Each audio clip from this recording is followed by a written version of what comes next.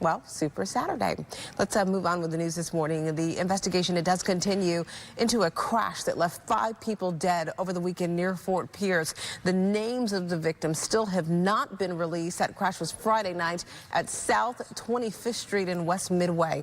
WPTV News Channel 5's Alana Quillen joining us there live now with some of the information. Alana, we're still waiting to hear and learn from police.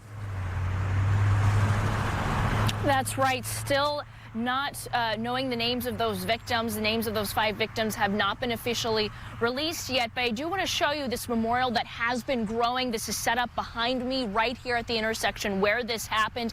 It has been growing all weekend, and the candles still glowing this morning after being lit over the weekend. There's also photos, flowers, and balloons. Now, according to Florida Highway Patrol, 3 vehicles were involved in that crash around 10:30 Friday night. One of those vehicles burst into flames, and the 5 people inside were pronounced dead at the scene. Now, as I said, the identities of the 5 deceased have not been released yet, but relatives do tell us that the victims are 4 young men and 1 woman. 2 others involved in the crash who were in other vehicles were injured and treated at local hospitals. Now, throughout the weekend, friends and family, even complete strangers, have been gathering at the scene to hold a prayer vigil and pay their respects. One of the victims' aunts had this message for the community.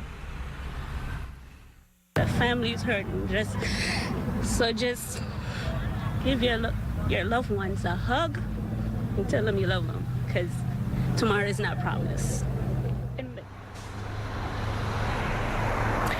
Now, a Facebook post from a local bowling group shows one of the victims as 16-year-old Anthony Martin. He is a bowling league member, and a tournament was held over the weekend at St. Lucie Lanes to raise money for the family. I learned that over $2,000 has been raised so far. Of course, we'll continue to stay on top of this story this morning as this memorial continues to grow for the 5 victims lost in that fiery crash here in Fort Pierce. Reporting live this morning, Alana Quillen, WPTV News Channel 5.